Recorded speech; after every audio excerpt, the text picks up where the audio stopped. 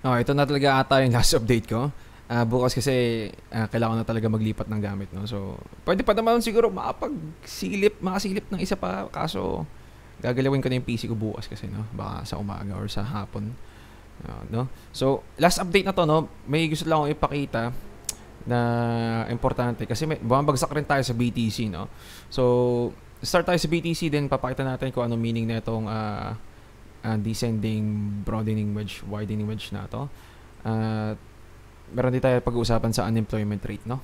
Pati sa interest rate. So, interest rate na naman, maboboring na kayo dun, pero mas focus natin yung unemployment rate.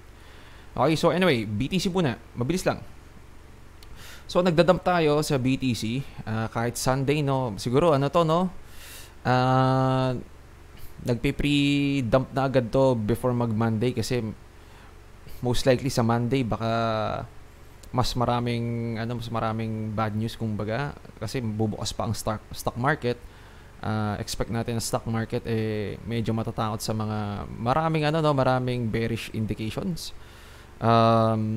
sa labas ng trades, no, labas ng investments kumbaga, no. So punta tayo ng 4 hours saglit. 4 hours, ang gulo ng chart natin. Burahin na natin tong mga to. Ito kailangan, hindi natin kailangan siguro tong ibabaw na to. So ito yung yung kanina natin pinag-usapan na 6,300. Nagsusupport naman siya, nire-respect niya, kaso nag-breakdown tayo, no? Tingnan natin ang volume nito. Meron tayong slight push in volume sa pag-dump na to. So most likely breakdown na to, no? Sa 4 hours. Okay, medyo mukhang sa tingin ko tutuloy-tuloy to pababa, no?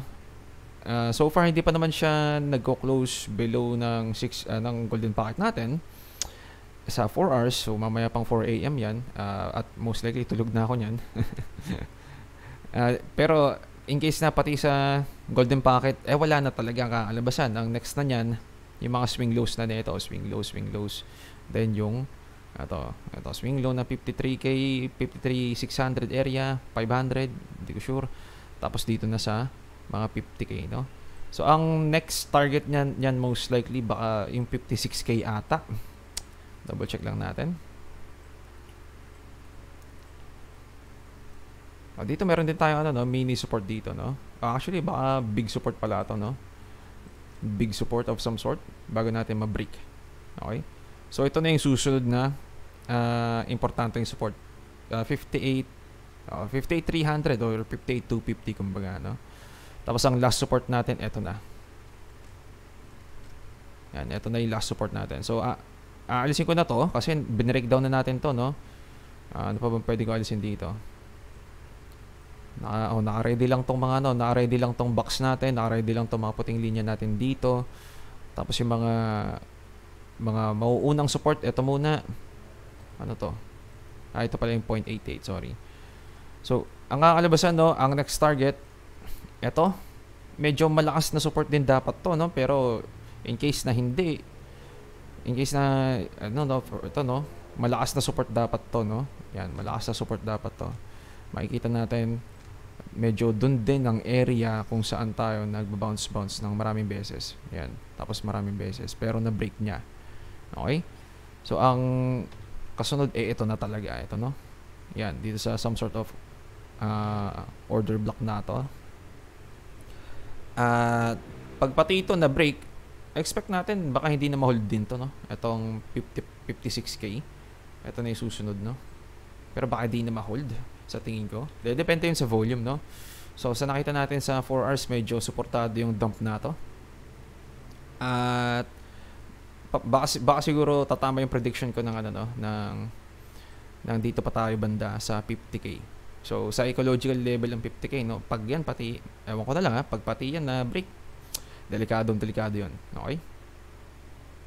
Ano pa ba? Ito no, meron tayong inaabangan na ABCDE potential. So mukhang na to, no, sa tingin ko mukhang ito ang gagawin, ha. Tumataas yung probability na ito gagawin. Okay? So papakita ko lang tong gantong klaseng ABCDE, no, na dati meron tayo dito na dito yung start ng A at kakalabasan dito yung end ng E, no, pero parang masyadong waterfalls to. Ito, masyadong waterfalls to para masabi natin parang corrective move pa rin ba? Hindi pa natin makita yung ano? Hindi pa natin makita yung parang ABC structure niya. Siguro mayroon dito, ABC structure. Yan. Kung dito magbabounce. O dapat dyan magbabounce sa mga area ngayon kung ABC structure yan. Pero parang wala pa siyang matinong pahinga. No? Wala pang matinong pahinga. Maliban na lang dito sa isang araw na to. So anyway, papakita ko lang to, no, na meron tayong mga ganitong klaseng ABCDE, no? For example, ito, no? Ang descending broadening wedge, no? At exactly ito yan, no? Nagpump, babagsak tayo potentially sa letter E at magpa-pump ulit. Okay? So lagi kong sinasabi yung after netong ma-reach ang mga 50k, dapat magpa-pump dapat at i-break dapat to, no? And i-break dapat tong trend line na yan. At mas maganda kung i-break niya to. Okay? So, yung marami nating touches dito, nag-i-indicate na kapag naabalik tayo dito, dapat sa 4th time or 5th time, dapat i-break na. Okay? So, kaya ang isang sa mga concern natin kapag umangat to kunwari at nag-lower high, expect tayo ng meron tayong leading diagonal instead. No? Imbis na ABCDE, baka leading diagonal to. Okay? So, meron akong picture ng leading diagonal. Saan kaya yun? Ito. Kaso, wala akong mahanap na picture dito sa Google na na pwedeng buksan to na mas malaki. So, i-zoom in ko na lang, malabo ang itsura, no? Leading diagonal. So, nag-i-start yung pump. So, ano to, no? Most likely, ito dapat ang uptrend, no? Leading diagonal. Pero ano to, no? Pataas kasi to, no? Pataas. Ang nakikita natin, pababa, no? So, meron tong no? Most likely, meron tong unang pump, then reversal ng leading diagonal na 1, 2, 3, 4, 5. Okay? So, kung i-extend natin itong mga linyang to, itong red line, so pagpasensya nyo na, no, mukha tong low quality sa ngayon. Hindi sa YouTube to, itong picture talaga tong low quality. No? Okay, pagpasensya nyo na. So, makikita, yan, malinaw naman to, no? Ito, malinaw naman to mga to. Ito lang talagang picture tong malabo. Okay? So, kung i-extend nyo tong, trend line na to, itong dalawang to, falling wedge ang itsura niya, no? So dapat be-break out yun, no? Yung basic na knowledge ng mga tao sa falling wedge, bullish dapat, no? Bullish. So ganoon din dito, ang basic na na knowledge dito sa mga ganitong descending widening wedge, actually dapat bullish. Ito dapat. Pero ngayon gusto kong i-point out sa inyo, no? Merong mga times na hindi ABCD ito. Okay? So dalawa pa rin ang basa dito, no? Kumbaga, na meron tayong 1, 2, 3, 4, 5 at mag-aaroon tayo ng ABC correction na lower high. Kalibasan. Pwede niyang taasan tong 4 at 2. Wag lang to para masabi natin meron tayong bearish reversal pattern, no? So, actually gusto natin mai-break yan, no? Gusto natin mai-break talaga to. Pero kung ganyan, kung lower high, sabihin natin lower high talaga, ganyan, reversal pattern to. Okay? Kasi 5 waves to at start ng wave 1. Wave 1. Ibig sabihin, sa longer time frame, pupunta tayo ng weekly. So, marami akong napapansin na ng mga traders na tinitignan to as flag pattern. Hindi ko sure kung bakit flag pattern ang tingin nila. Sa tingin ko masyadong mahaba to, no? Masyadong mahaba tong flag na to para masabing flag pattern. Hindi ko masabi, no? So sige, pwede sigurong flag pattern. Mukha pa naman siyang flag, no? Mukha pa naman siyang flag. Okay, so huwag ko din napansin yung yung parang rant ko doon kasi mukha siyang mukha na siyang masyadong mahaba. Madalas yung flag pattern may iksi yung no. Yung ganito ng itsura dapat yan, no? Parang 1, 2, 3, 4, 5. Ito yung mga flag pattern. Maiksing ganyan, pump, maiksing ganyan, pump. Kaso ito kasi parang no? mahaba. Tapos ganyan. Mahaba to, no? Mahaba. Medyo bumababa yung probability na flag pattern to. Pero possible pang flag pattern to, no? So merong ano yun, merong parang hindi nga lang ako marunong, parang fib time zone na dapat sa testing ko nga kung kaya ko, kung marunong ako. So kung ito ang third wave, dapat yung pole ang inaano natin. Teka lang, titignan ko lang ano ba to.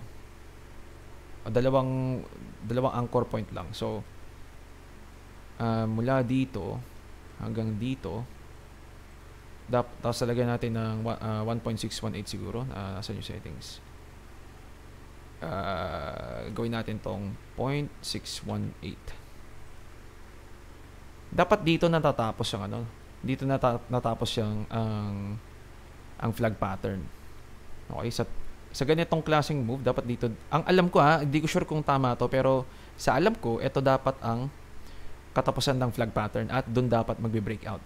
Mapapansin din natin, potential ABC correction to.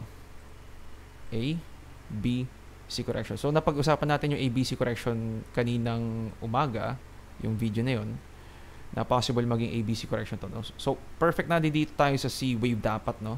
So, alisin ko lang to saglit, alisin ko lang to. Okay? So, ABC correction dapat to, no? So, andi dito yung 1.618, no? At magpa-pump na dapat yun ng breakout. Okay? Potential na hindi pa breakout kasi kung pumunta tayo ng daily, andi doon pa rin yung idea na corrective move to. Hindi pa natin nakikita kung ABC correction na ba to. Possible na baka meron ng ABC correction, no? A, B, C. Possible na ganyan na. No? Kung titignan natin sa fibs, hindi pa naman siya kaso parang medyo lumalagpas na siya ng 618. Pero ang second wave kasi umaabot yan hanggang 0.88. So 55k area. Umaabot yan dito, no? Kapag nag-lower low na siya dito, ay di na natin masasabing bullish pa yon. Okay? At least dito sa structure na to. Hindi na tong structure na to ang sinusundan. At most likely, ang susunod na structure na itong mga to, yan. Or yung potential na leading diagonal na ganito. Kaso ano to? Ito pala. In a downtrend. Ang pangumpisa, 1, 2, 3, 4, 5. Okay? So, 1, 2, 3, 4, 5. Fake breakout, then dump. Kalabasan. Okay? So, abang tayo ano pa ba? Parang may gusto pa akong i-point out no? So, ito, pinull up ko lang to kasi wala akong makitang ganitong structure na, ito pala, wala akong makitang ganitong structure na may label. Wala kasing label, no? Pero 5 waves to. 1, 2, 3, 4, 5. Or basically A, B, C, D, E, then pump.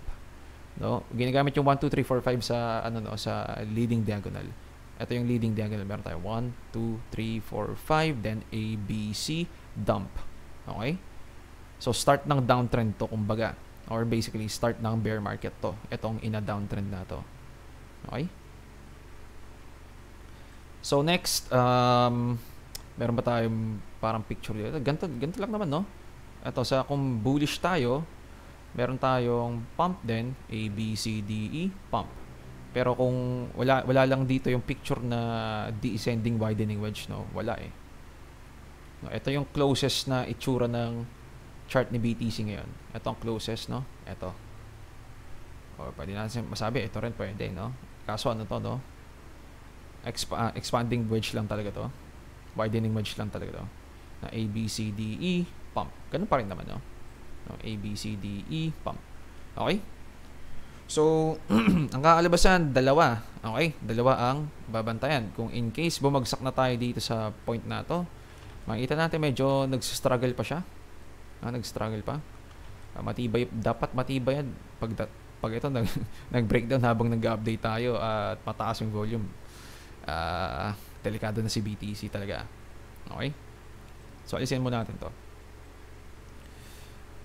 Yan. So, aabangan natin either, eto nga, no, kung meron tayo, kailangan mag-higher low nito.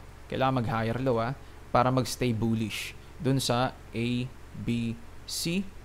Tapos, first wave, second wave, third wave, potential. Okay? Bullish yun. Ayun yung first, isa sa mga scenario. So, meron tayong isang scenario na bullish.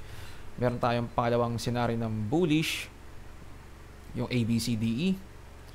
A, B, C, D, E. Magkakaroon tayo ng short-term bearish movement hanggang 50k siguro or hanggang dito sa mga area to. Yan. 52k, ganyan, sabihin natin. Short-term bearish. Then after nun, meron na tayong kasunod na pump dapat. 1, 2, 3, 4, 5. Okay? So basically, ito yan. Hindi yan. Nasaan na yun? Ito yan. Okay? Potentially baka ito or ito, no? Itong dalawang to na pa-bullish ang break. Okay?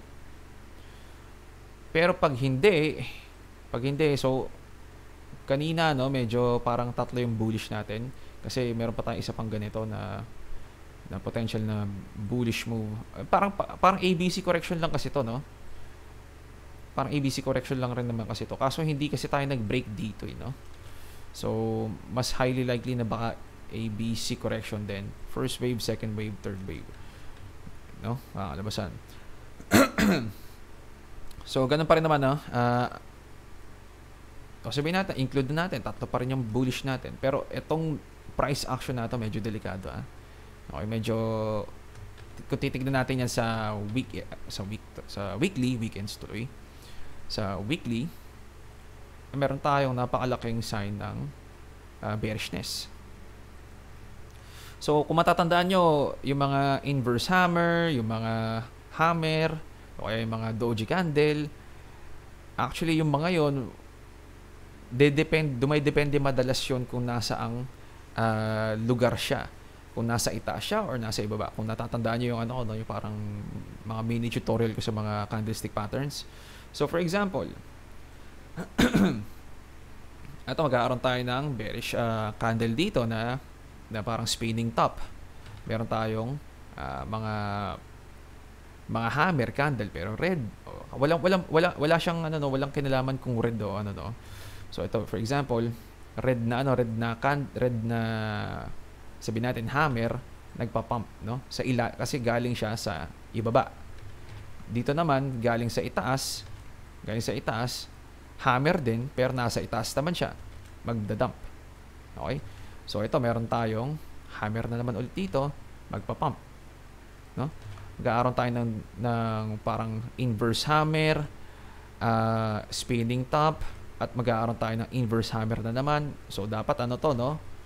Mukha siyang bullish, no, yung itsura, pero nagda-dump siya kasi mga mga reversal pattern to or basically parang indecision sa market. So pag nagkakaroon ng indecision at nasa resistance ka, ano ang mas likely gagawin mo? Kung nasa resistance ang price, most likely magbebenta ka. Kapag may indecision sa market na hindi alam kung bullish ba o bearish, pero nasa ilalim ka na mayroon kang doji candle na ganyan o kaya may bullish hammer kang ganito, di pangit ng bullish hammer kung ganyan, kahit inverse hammer pa, pag ganito na inverse hammer at sabihin natin kulay red yan, okay lang kahit kulay red yan, potentially higher probability na magbabounce yun sa mga susunod na candle nga lang. Okay? So, ito na ang kakalabasan na inaabangan or more like ang kailangan natin bantayan. Okay? Meron tayong parang dragonfly candlestick pattern dito. Or pwede natin masabi, baka lang to. Kaso mahaba yung wick sa ilalim, no? So, mukhang dragonfly to. So, ang dragonfly para siyang doji candle. Pero mas mahahaba yung mga tail, yung mga buntot. No? So, indecision kasi makikita natin malakas ang week na to. Sumunod na week parang natapos lang kung saan siya nag-umpisa. Okay? So ibig sabihin stalemate ang bulls at bears. So ngayong stalemate ang bulls at bears at nasa itaas siya, ano ang pinaka-logical na pwedeng gawin dapat ng mga traders at nasa importanteng resistance? Most likely baka magbenta, no? So nagbenta ka, no? Ngayon ito kapag natapos to mamaya ng 8 AM 8 AM baka mag-close to ng ganito. Pag nag-close ng ganito to, meron tayong engulfing candle. Madalas ang engulfing candle sa impulsive theory nagsasuggest ng impulsive move or yung malaking ABC correction. So, hindi pa natin sure kung kung ABC correction lang ba siya. Ito, no?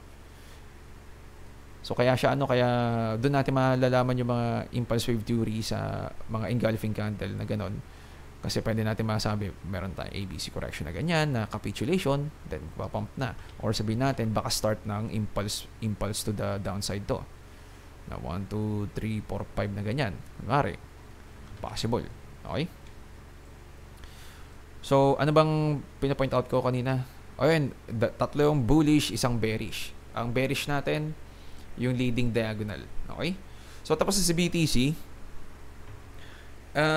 eto, syempre, ilapag din na lang itong mga to, no? Sa 56K, eto, baka pwedeng mag-bounce na dito sa 58,300. O, kaso, umabot tayo ng, ng 58,095. Baka week down lang naman yun, no? So, potentially, baka mag-pump pa tayo dito. Hindi ko sure. Pero, mapangit yung, pangit yung data sa labas ng, ng crypto at ng stock market, no? Yung economy mismo, no? So, meron bang chance na mag-bull swing failure to? Possible naman, no? So, mako-complete pa rin niya yung no? Mako-complete pa rin niya yung A, B, C, D, E, bull swing failure, mag-close above dito, then pump. Possible pa rin naman yun, no? So, ay lang ang kailangan nating abangan. Sa daily, eto na, sabi ko na nga ba, pupunta tayo ng 30 RSI area, no? Imbes na sa 40, no? Sa weekly, most likely, tumatambay na tayo sa 50 RSI or naka-sit above 50. Scam ako, no? Scamas ako. So, kailangan mag-bounce ni BTC para makabalik tayo sa 50 RSI. Kasi kapag nag-close si BTC candle ng itong weekly candle na to, ng ganyan, may potential na confirm breakdown to ng 50 RSI, no? Pero may mga ganyan tayo, ito, no? Nagbe-breakdown tayo dito, pero maka-recover pa naman tayo, no? So, may mga fake out tayo dyan, no? Ito, umabot ng 40 RSI ito, no? Umabot ng 40 RSI, pero hindi naman mag-lower low to, no? So, pag-ingatan lang natin. Medyo mahirap mag-trade ng... Ang kalaban natin yung fear ngayon, no? Ang fear para sa mga longs. Para sa mga bulls, ang kalaban natin fear. Kasi mataas ang fear and greed index din, no? So, anyway, tapos sa tong sa BTC, pag-usapan natin si unemployment rate. So, unemployment rate. Level, ito ata, rate. Okay. So, dadagdagan natin to ng interest rate, no? Dagdagan natin ng interest rate. Actually, sige, dagdagan muna natin. So, si orange ang interest rate, si blue ang jobs report or basically unemployment rate. Okay? So, mapapansin natin every time na nagkakaroon tayo ng ano ba tawag dito, ng rate cuts. So, ito, no? Asan yung rate cut? Ito yung rate cut natin. Zoom in tayo na konti. Yan, rate cuts. Nagkakaroon tayo ng pag-angat ng unemployment rate. No? Ito, magkakaroon tayo ng rate cut dito. No, rate cut, umaangat ang unemployment rate. Hindi siya hindi siya yung tipong pagka rate cut or more like hindi siya yung tipong pagka rate cut umaangat agad ang unemployment rate. Hindi, no? Medyo nauuna ang unemployment rate bago sa rate cut, no? So, saan pa ba?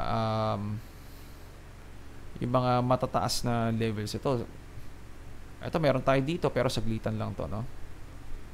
Saglitan lang to. Or more like on the way na kasi to sa sa rate cuts. Ang sumunod ito, no?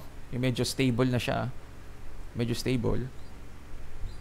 Teka lang, parang may narinig ako anyway, sorry. Medyo stable siya dito pero makikita natin medyo umaangat na konti pero yun nga, no? Umaangat ulit ng unemployment rate habang nag-rate cut. So, meron pa ba tayong ganyan? Ito rin. So, may mga times na hindi pa ganong kalakas ang pag-angat ng unemployment rate pero medyo naaagapan ng Fed yung rate cut agad, no? So, eto, kunwari, hindi na ganong kalakihan yung angat ng unemployment rate. Okay? So, ang last one na natin ito, no? Yan. So ito sa COVID dump naman to, no. Isang malaking rate cut agad to. Tapos syempre lockdown, walang trabaho. Mare-report yun as napakaraming unemployment rate, no. So dito ngayon, medyo makikita natin wala tayong parang wala tayong parang galaw ni unemployment rate na nagpa-curve na ganito, no? Napa-curve na ganito na biglang babagsak. Meron ba tayong gano'n? Nakita?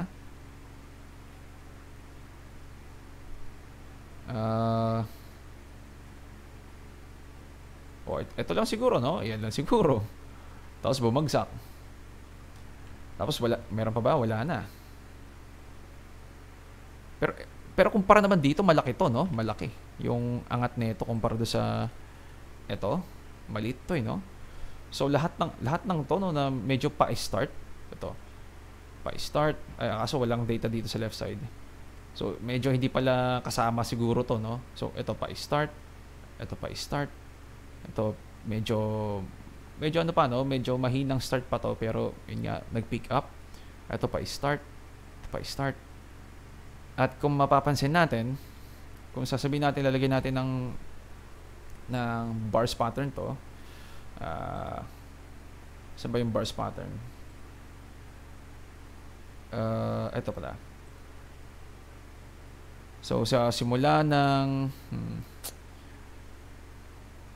siguro dito sa flat na na ito hanggang dito siguro, no? Malalagay ba natin to? Hindi pwede malagay, no? Ano kaya to? Alisin muna natin ito, alisin muna natin to. At gawin natin sigurong regular chart. Try natin ulit si bars pattern. Ay, kaso di natin makikita yung ano. Teka nga.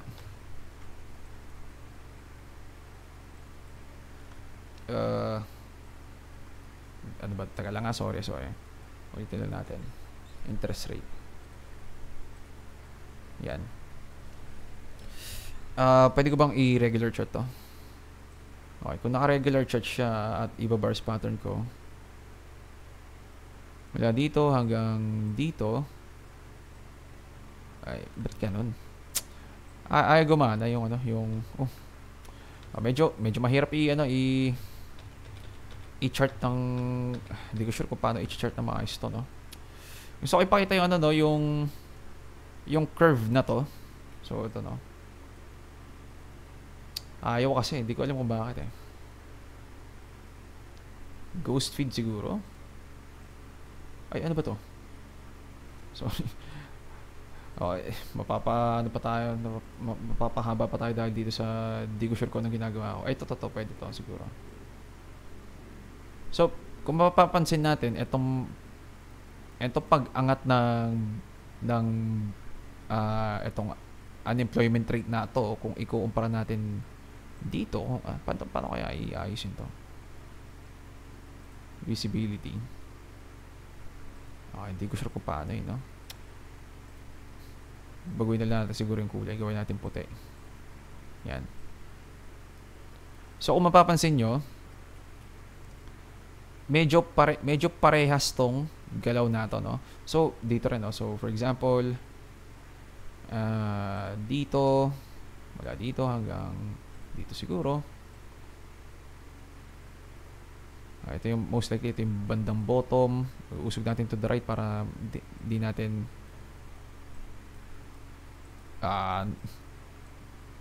ayan. Pagpasensya na. Basta sa tingin ko hahaba tong video na to, kakatry ko, no? So sorry, pagpasensya nyo na. Pero ang point ko, etong mga to, yan, etong mga to, yan, nakikita natin dito actually. At malapit na yung rate cut. So most likely sa September or November yun. Kapag ito umangat, most likely baka magkaroon tayo ng some sort of at least mini recession, no? Ang masasabi ko. So almost lahat ng mga to, ng mga pagtaas ng unemployment rate, dun din banda ang recession. So For example, itong dalawang to, ang pinaka-importante, yung bandang 2001 hanggang 2007 or basically 2001 at 2007 na recession. Okay? So meron tayo dito, nag-pump to, meron tayong recession. Nag-pump to, meron tayong recession. Okay? So, ang gusto kong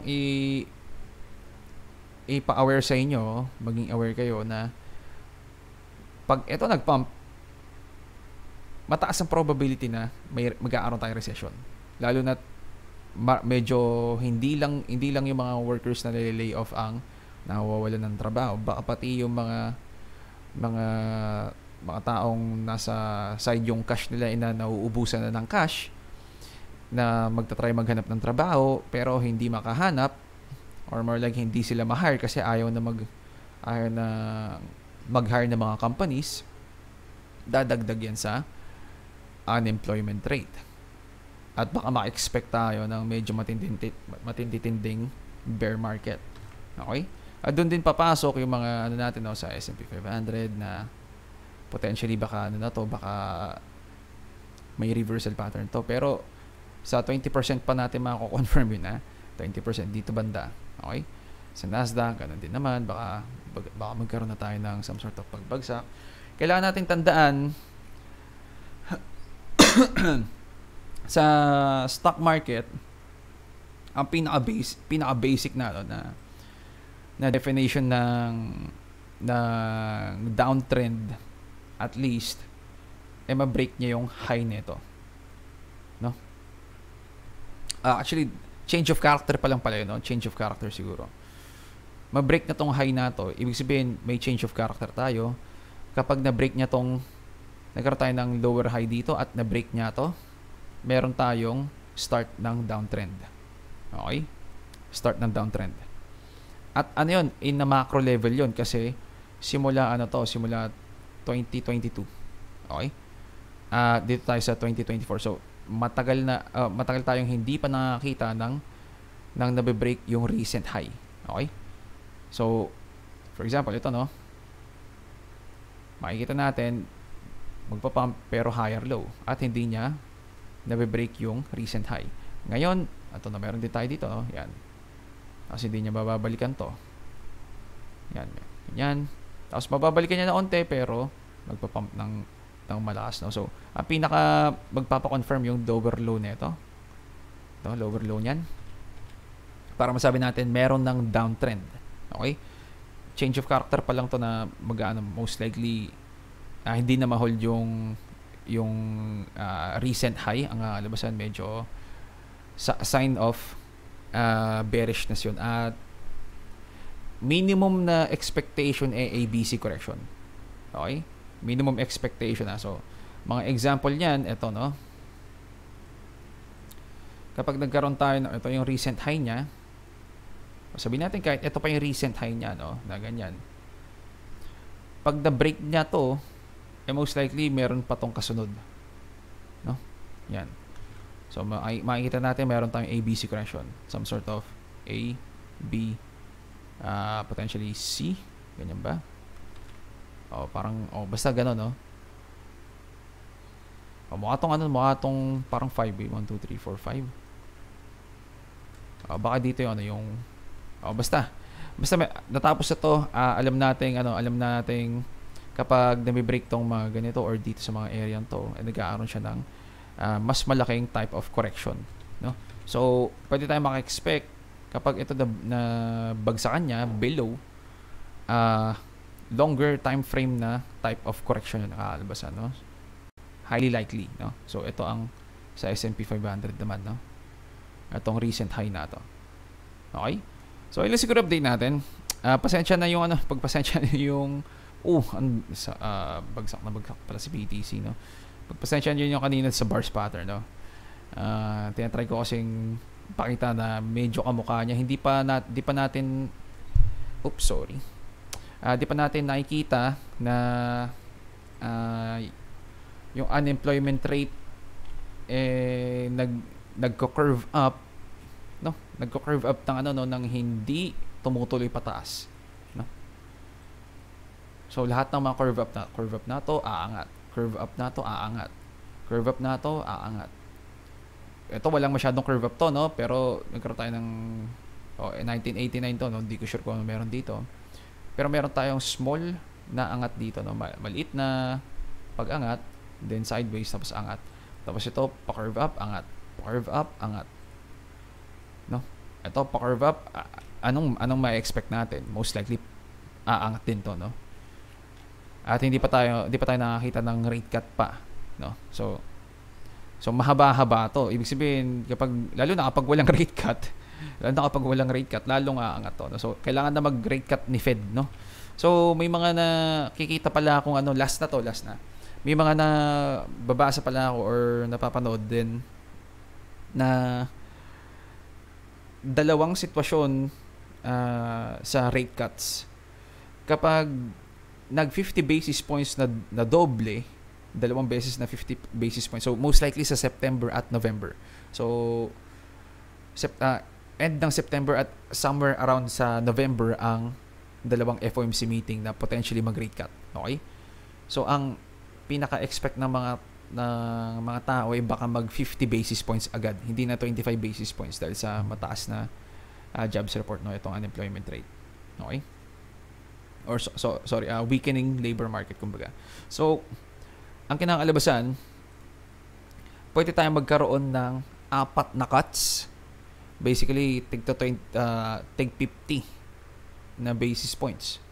So imbes na 25 na dalawa lang, ang kakalabasan dalawang 50. So in total 4 na cuts dapat 'yon, no? Na tipong 100 basis points in total. Kapag nangyari yun na 50 tsaka 50 sa September at November, sa tingin ko baka sa September pa lang pag nag-50 agad din, no? Napakalaking negative nun. Okay? Ibig sabihin nagpapanik ang Fed. Okay? Nagpapanik ang Fed sa data na nakikita nila. At ang kakalabasan potentially baka nga mag-recession talaga. So hindi ko sinasabing some rule din na kahit nagpakita na ng confirmation ng recession magre-recession talaga, no? Kasi yung mismong creator niya rin pala, no, na siya yung nagsabi na baka iba this time. Pero yung iba baka naman yung iba tipong malala naman yung meaning, no? O pwede ring hindi naman ganun kalala, no? Or baka fake breakout lang naman. Wag sana yung breakout nga at mas malala sa past data. Wag ganong klaseng kakaiba. Okay? Kasi kapag nangyari yon, GG talaga ang stock market pati ang BTC. So marami pa yung dami ko pinapanood na meron pang mga war, meron pang mga ano pa ba tawag dito? Basta hindi ko nakalimutan ko na kasi nanonood lang ako, yung tipong nasa background noise ko lang yung mga videos no. Pero tatandaan ko lagi nilang nababanggit yung war. Okay. So anyway, ano ba sinasabi ko kanina sa recession, no? Naantok na kasi ako So yun nga, no, kapag umangat si unemployment rate ng matindi at nagpanic si Fed na mag-rate cut ng malakihan ng 250, expect tayo ng bear market sa tingin ko. At itong structure na to, tumataas na tong probability na to na A, B, C na to. So wala pa ako nakikitang nagpe-predict nito, which is okay lang naman. Sa tingin ko marami kasing magagalit sa mga taong sa mga tawag dito, mga YouTube analyst kapag ito pinakita nila, no, buti lang maliit na channel lang ako, no, so pwede ko sabihin tong ganito na ABC correction na malaki talaga. Ito yung nakikita ko kasi, no, hindi parang hindi opinion to, most likely parang talagang nakikita kong technical analysis. So yung dati kong correction ganyan talaga, no, ganyan. At para lang most likely mali na to, no, kasi nag-pump na tayo, no. Hindi natin ma-expect yung fake breakout or yung bull trap kung kung ganito man ang gagawin niya, no? So, kaya marami pa ring bullish. Ako masasabi ko dapat bullish to, no? Ang problema lang nagbibigay lang talaga ng signs. So 57,500 na etong mga support natin na pinaglalapag natin kanina, baka wala nang silbi. Okay, baka wala nang silbi itong sayang naman. So ay lang siguro aabang na ako dito sa mga 52k hanggang 50k. Kasi ay na lang talaga yung dadaanan niya. Kumbaga, kung pati man to ma-break niya, no. So ingat lang kung makakapag-update pa ako bukas, hindi na po. Mamayang paggising ko kasi Monday na ba? Monday na. Di swerte kung makakapag-update pa ako. Okay. So ayun lang siguro update natin. Gusto ko kasi kayo maging aware na medyo yung gusto ko gusto ko talaga yung importante, yung top at yung bottom laging na-update. Okay. So in case na ito na yung pinaka-top, kailangan natin i-update talaga kasi napakaduguan yan kung mag-breakdown man at maging bear market, no? Gusto ko yung mag-aware, no? Okay, so ayun lang yung update natin. Ingat sa trades, GG's boys.